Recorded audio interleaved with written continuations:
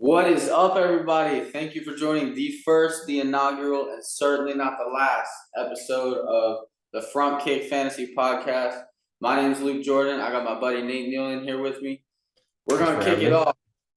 What's going on, Nate? How you been, man? I've been all right. How about yourself? Dude, we're just surviving the heat down here. It's been a hot week. Busy Texas at is work. hell. Yeah, Texas is hot. I mean, you know how it goes. I can't wait for you to come down here and experience it. It's crazy. Yep. But anyways, let's get right into it, man. So Fantasy Front Kick Podcast. I know we don't really get to talk as much with me being away in the Air Force and everything, but it's basically something I've been wanting to do for a while. Mostly just my wife getting too mad at me talking to her about things she doesn't even know. I've got too much knowledge on it, too much.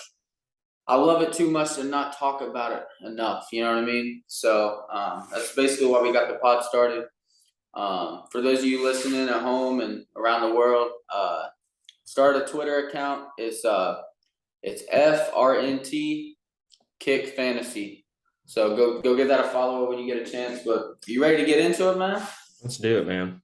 All right, man. So today we're gonna be talking a little bit about we're gonna start off with Paddy Pimblett. I know he's the up and comer in the lightweight division.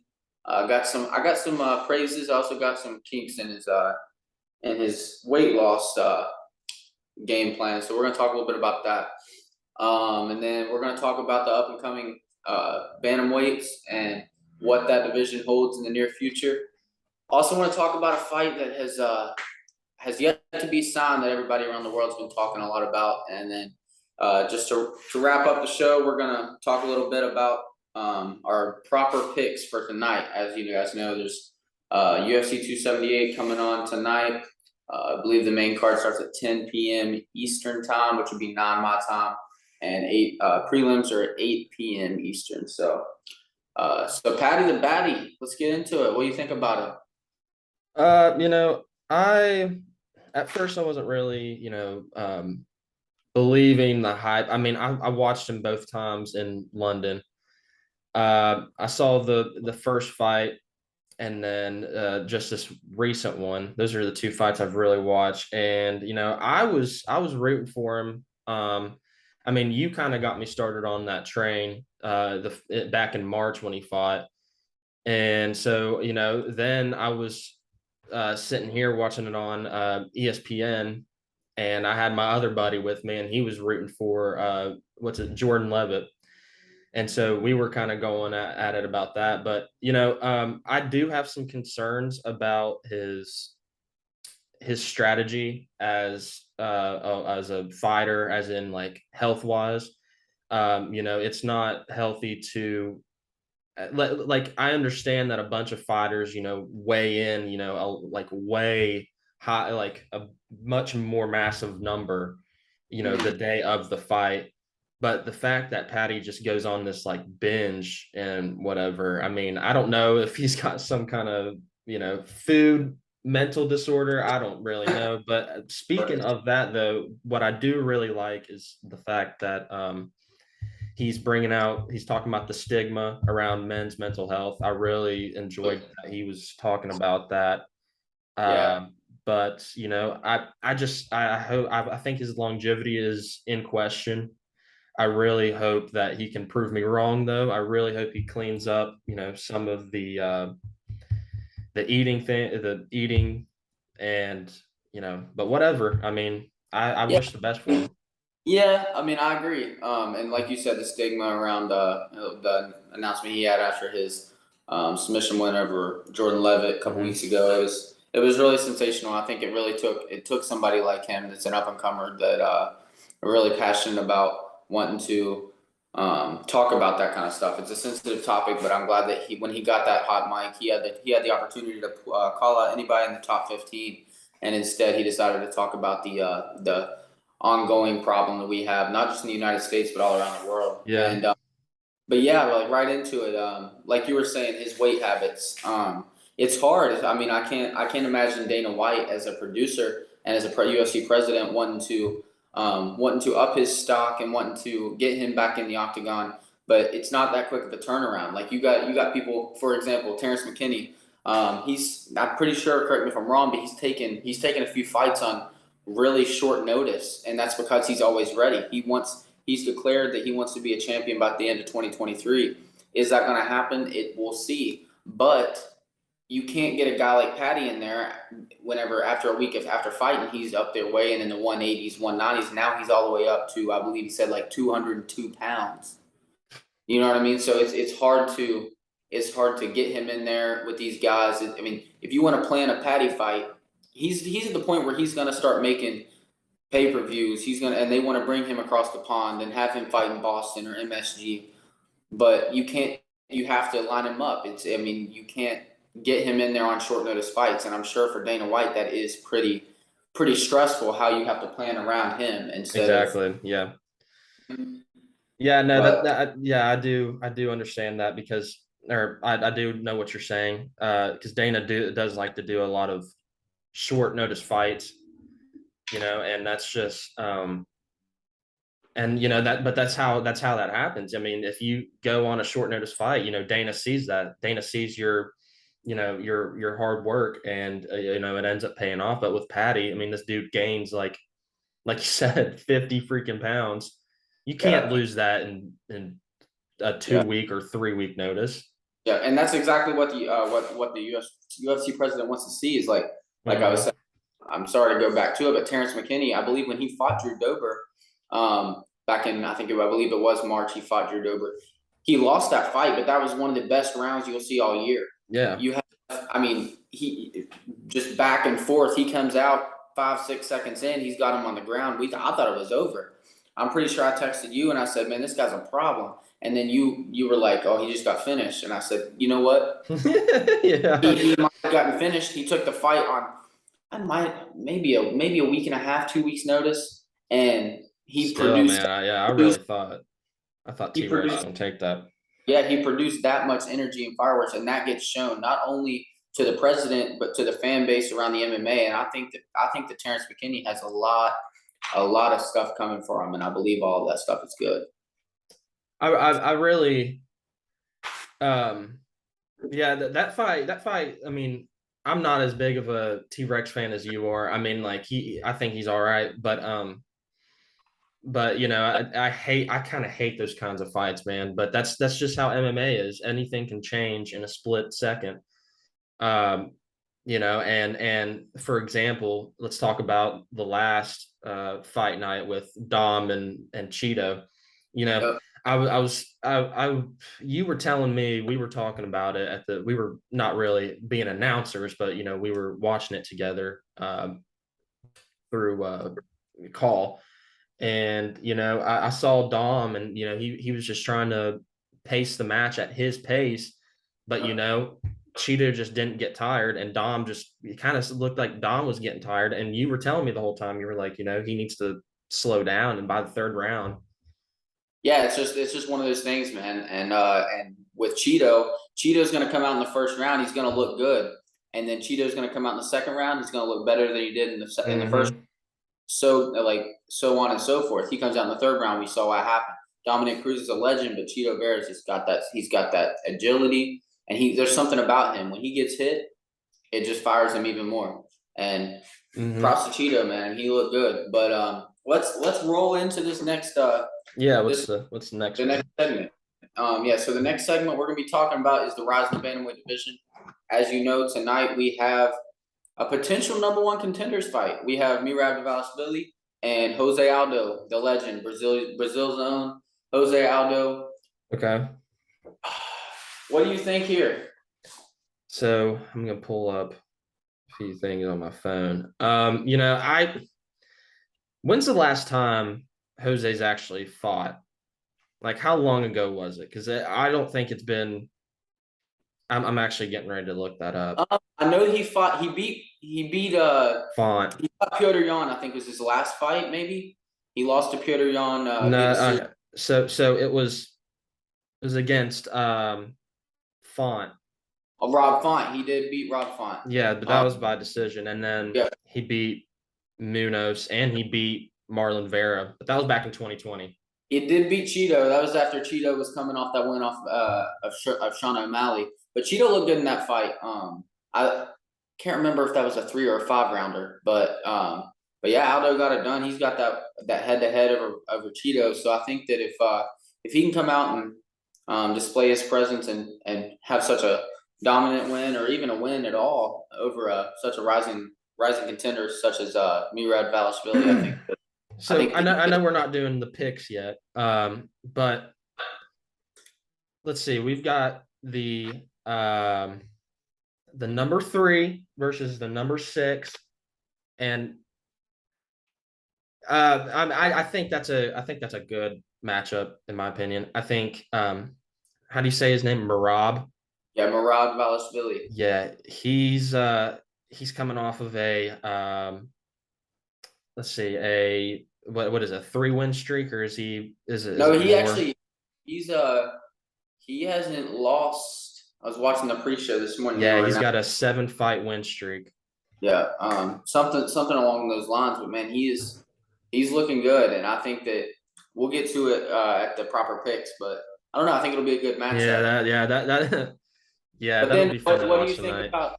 I mean, more onto the topic, like our rising contender Bantamweight. in the bantamweight division, Sean O'Malley. I knew you were gonna bring this up, man. I don't know that. Hey, Listen, I know all of our friends are on the sugar train, whatever. But I don't know, man. Peter Yan's a different animal, and you saw how Sean O'Malley was on the Full Send podcast, and he was talking about how he won this and he won that. He still considers himself undefeated.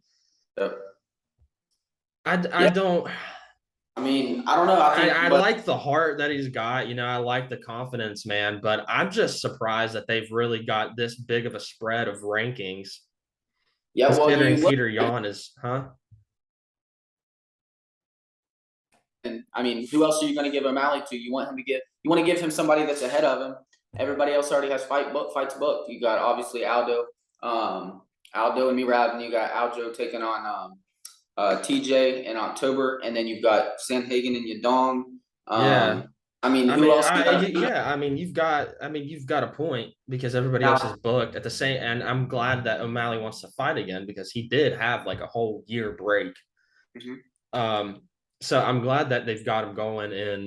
When is that? November, or is that? It's in October. On that October, yeah. Okay. Yep. And then, but if he wins, if he goes out there, say hypothetically, Sean O'Malley goes out there, looks spectacular, is able to get Peter Yan. I believe be the first person to finish Peter Yan. What do you do? Do you give him a title shot? I don't see why not. I don't see why. If you beat we've got the number 2, we've got Dillashaw, and we've got Aljo going at it. And that's also in October. That's the same card. Yeah. That is ours. Yeah, that's a big bantamweight card. Yeah. So would I give him a title shot? Yeah, maybe. Hypothetically, like you said, if he were to beat Peter Yan, I think the key for Sean O'Malley, and like obviously I've never stepped in an octagon before, but from my experience of watching the sport, O'Malley is just very hard to figure out stance wise, switches up a lot. He's just long, lanky. This dude's my height. And here I am at 175 pounds, and here he is at a whole 135 pounds. Yeah. And then you've got Jan, who's, he's 5'7". Okay. That's more, I could picture that. If someone tells me that they're 5'11", you don't picture them at 130 pounds. But he's just that long, lanky. Yeah. What I'm getting at is, he's just he's very lanky. He's very weird to figure out. I think that's why a bunch of fighters have trouble with him. And he's got that freaking power, man. You know what they say? They say strength and speed equals power. Yeah. I'm not trying to say he's doing anything that Paddy's doing too, but my boy Sean O'Malley's walking in a little heavy on fight night as well. He's walking in. I don't know how heavy he is, but he's a lot bigger than these guys that are making these I mean, yeah, I mean, you think smaller. so. I mean, look at him. Like I said, I mean, look at him. That five, if you're 5'11", bro, you're usually around like that 150 to 180 pound Yeah. range. I mean, it's a wide spread, but that's a whole 15 pounds below what you'd think. Mm-hmm. Yeah, and I mean, and then you got I mean, let's think of some other contenders. You got, Ricky Simone had a big win. I think that was at Long Island against Jack Shore. Took Jack Shore's though. Jack Shore still pretty good. I think this 135-pound division though is going to be tough, man. It really is. It's There's just so many good competitors, man. I always said that 155 is pretty tough, but 135 is coming for that. They're coming for that bag. I'm telling you. But 151 lightweight is also a big deal, but I don't know if that's a different segment. So we won't we might talk about lightweight a little bit closer to that title fight in October here in a few months. But let's roll into the fight that has always been talked about but has yet to be signed. How about Dustin Poirier and Michael Chandler? What's going on with that? What do you think? Well, I know that they've had that not brawl but argument out at the what? A little bit of a scuffle. A little bit. I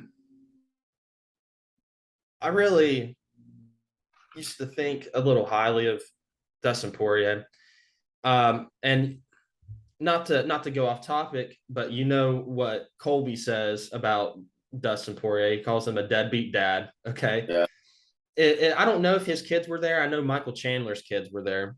I mean, like, why start a fight in front of those? Like, why do that? I mean, I know that those kids are watching their father fight for sport, but like, I don't know why you do that. I don't know what kind of argument there was. I don't know what kind of beef, but Michael Chandler even said in a press conference that that's not the way to get a fight. He said that's not the way to. He's made that noticeable since. Yeah, he's made that noticeable since he stepped foot in a UFC octagon. He takes every chance he has on that mic after the fight, but after that, he goes back home. He's a good dad, great husband, and great person, great role model. I mean, I hope there's and Dustin Poirier talks very highly of his wife and family and whatever. And then you've had that whole McGregor thing, but like that, I don't think that actually happened. But I don't know. I don't know, but I mean, we've had both guys chattering a little bit on Twitter. Yes, they're down to fight. Michael Chandler seems to think that Dustin's up at 170. He's thinking about going to 170 before that Hamzat Nate fight got signed. He was thinking about fighting Nate Diaz, potential fight maybe with Gilbert Burns. I mean, why would he do that and then come back down and get butthurt at somebody that's 155 that is not calling his name? He's obviously still hungry at 155. I think he has a little bit more in the division, but yeah, I don't know. I hope that this fight gets signed. You know me, I'm a big Michael Chandler fan, but this could be a brawl. I think it'll be a 15 it's gonna be like that Covington Masvidal fight where you've got actual beef. It's not just about money. This is gonna be like a legitimate brawl. And I think that's why it's gonna be a big deal. That's pretty good for the sport too. I like that. Mm-hmm. But all right, well, let's roll into a segment real quick. I'm gonna start calling it. Obviously, the name of the podcast is Front Kick Fantasy. So let's talk about a few fantasy matchups that you would want to see throughout the UFC. Doesn't matter what weight class. Just tell me what you're feeling, Nate. All right. This is exactly what I want to see. So obviously this is the obvious freaking one and this is what everybody wants to see. Everybody wants to see Stipe and Jon Jones. Everybody wants it. I don't see a single person not talking about it. And we're looking at somebody who hasn't fought in 2 years, and I understand that, but people don't realize that Jon Jones is literally the prime specimen of this freaking sport. And I don't know. I'm not going to get into predictions because Stipe is also an animal. But yeah, I do want to see that fight. We haven't seen we haven't seen Jon Jones at heavyweight either, so that'll be I know, exciting. and I've watched his training videos. He does look a little chunkier, but he also looks way bigger in the shoulders. Mm-hmm. He's definitely been working out there. He's still working on his power. I just hope he can stay clean. And you did see that Twitter post that he did. I don't even have Twitter, but I literally saw, he has got that. It says UFC 282 with the Yeah, praying hands. I thought that was, that's yeah. He marking might have. something. I think he tweeted this morning or yesterday about how he meant to put this emoji, like hoping it happens. But I don't know. I might be You're missing. hoping, you're praying that it Yeah. happens. I don't know. Yeah, Um, yeah, like you said, I don't think there's a damn person in the world that doesn't want to see that fight. yes, I think that there's a lot of questions to be answered there. Can Jon Jones hang with the elite at 280 at 260 at heavyweight, and then can he? I mean, if he can go out there and start Stipe or even beat Stipe, will he even stand a chance against the world's best in Francis Ngannou? Who knows? I do, and I do want everybody wants to see that matchup too. So I guess I could put that there. But enough about Jon Jones. Another fight that I do want to see is I wanted to see Covington and I wanted to see Kamzat. I really wanted to see them. Now, I guess Colby's having some issue in the head where Jorge took that cheap shot at him at a restaurant. But I really wanted that matchup. I don't like the Nate Diaz and Kamzat matchup. And yeah, Yeah, but yeah. No disrespect to the organization or anything, but you take Nate and Kamzat out of that 279 card. I can't tell you a single person on it, and that's right. somebody who's been watching this sport for religiously for about 2 years now, but on and off for the past 6 7 years. Like I can't tell you somebody that's on that card. There needs to be another fight added, and Dana White said that he's adding one big fight to that card, and we're what 3 weeks out and we have nothing. So come on, boss man, tell us something. Give us some answers. That's what we need. We do need But answers. What yeah, fights are you looking forward to? man, my fights that I'm looking forward to. I've got one big fight I'm looking forward to, and this might be all I'm going to talk about today, unless I can think about another one. But let me tell you about a fight I want to see in the 155-pound division. So he posted on Twitter yesterday. He's back to training, and he's got bleach blonde hair. My boy Tony Ferguson and Dan Hooker. Let me tell you why I want to see this fight. Both of these fighters are on a little bit of a skid. They're towards the end of their career, and they're absolute legends. They're Nothing to lose. Yeah, but what I'm saying is I think they owe it to themselves, and they owe it to each other, and they owe it to the fans. Give us what we want. Dan Hooker, Tony Ferguson. Both of them are legends. That's going to be a 15-minute brawl, 25-minute brawl, wherever they stand at. But these guys deserve that, and that's what I want to see. I mean, it might not have anything to do with a title contention or rankings or anything.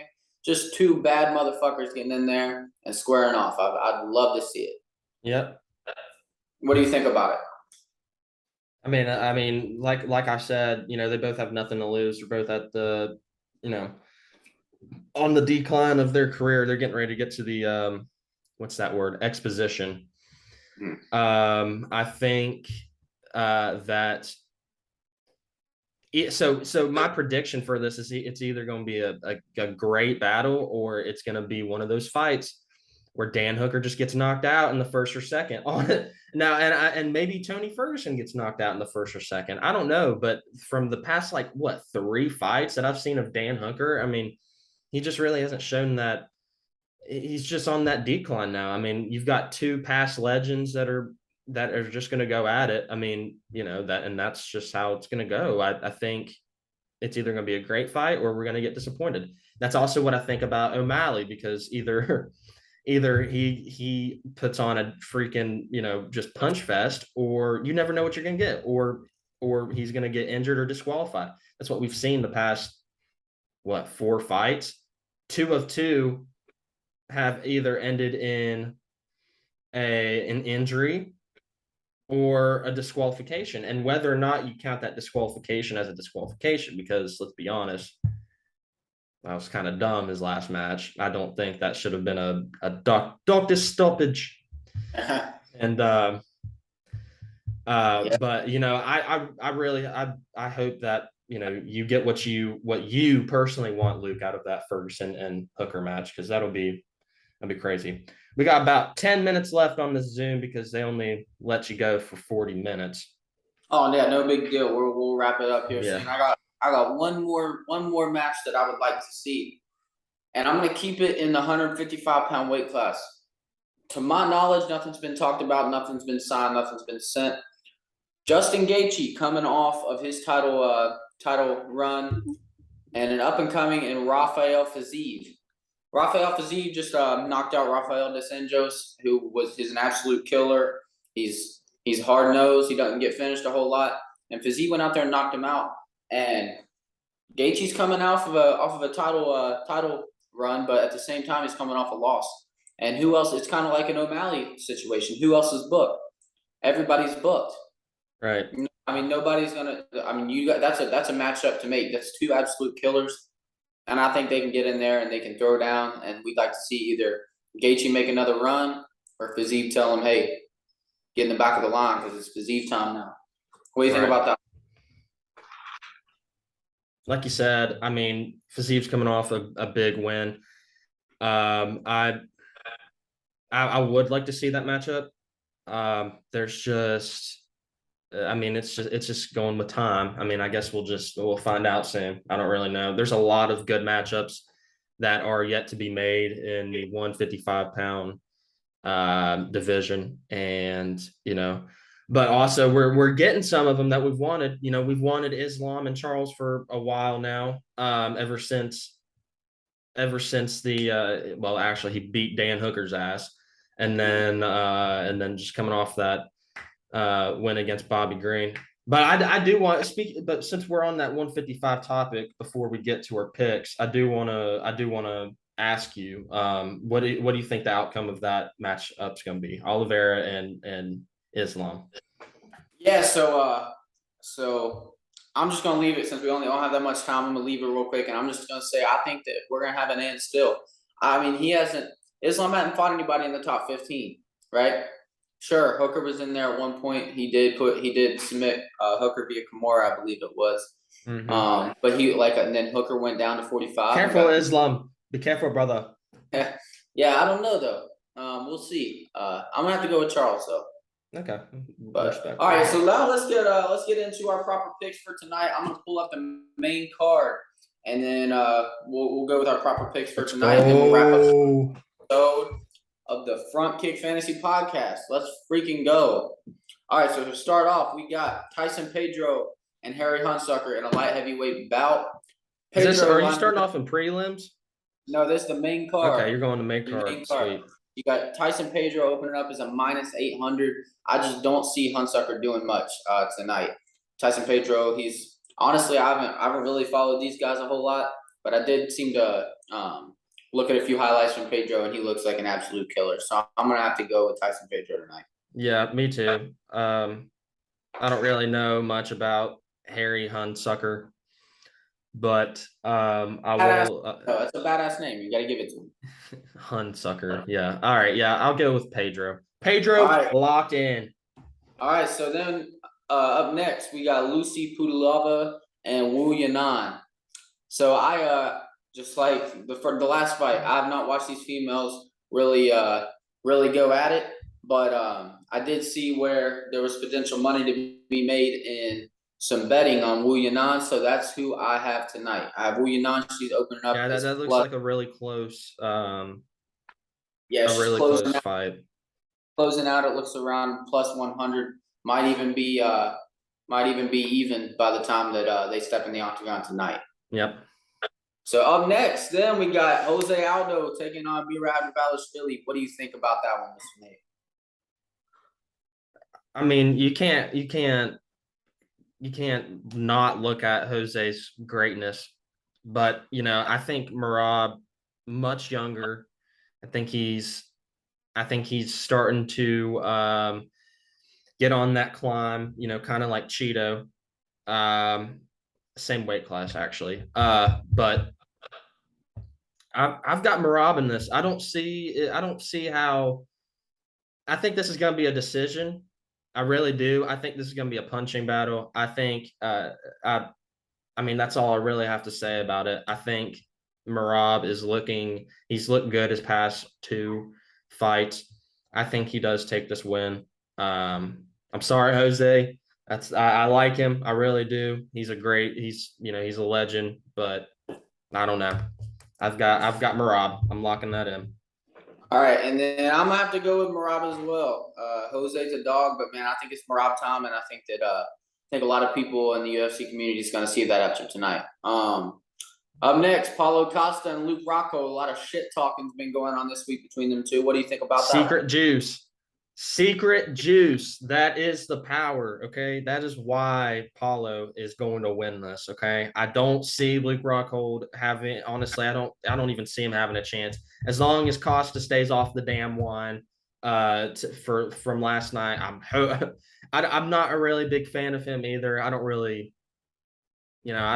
care. I don't like Izzy either. So next time, if they ever fight again, maybe he'll be a little bit better, but I don't know. I just don't see Luke Rockhold winning this. He used to be good. I don't even know when's the last time Luke Rockhold's even fought. It's been 3 years. Yeah. So Yeah, I think Salt Lake City's gonna they're gonna have to go look for Luke Rockhold's chin somewhere because I think that it's long gone. Yeah. Secret juices. I got Paulo Costa and his secret juice tonight. And then the main event, we got a matchup in the making. Both fighters been undefeated since they last fought each other. We got Kamaru Usman versus Leon Edwards. Tell me what you think about that one. Now, who do I want in this, or do I think is going to win? Because I would love to see Leon, man. But I mean, I think Usman's going to take this again. I mean, you've got the pound for pound greatest fighter right now up against the number 2 ranked welterweight. I mean, I don't see, and I hate to doubt him, man, because Leon's an animal, but I just don't see. I don't see a reality where Kamaru Usman loses his belt anytime soon. Unfortunately, okay. Unfortunately, so we should be getting pretty close to the end. Should we, Nate? Yeah, we're about at 2.5 minutes. All right, so I'm gonna finish it with this. I had a little white T-shirt on today, and I decided to take it off because I am gonna go with the Nigerian Nightmare. I put my green on. Love it like you. I'd love to see Leon win. He's on a tight streak, but and I'd love to see Usman win, and then next month Shemaev get that win over Nate, and then we'll really have to see who the real king of the 170-pound division is. Because I think Kamzat is the toughest outing for Kamaru Usman. I got Usman tonight. I think that it'll be a good fight, but I could see him cruising to a decision. Don't think he's gonna finish him. I think it'll be a decision.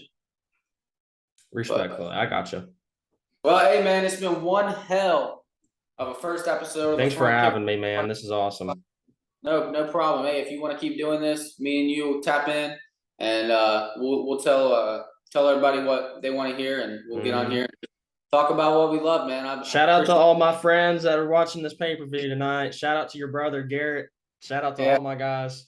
No, but hey, make sure you guys follow on Twitter. I'll have this have the link uploaded onto Twitter, posted to YouTube here probably this evening, maybe tomorrow. But thank you guys for the support, and we will see you guys probably sometime next week.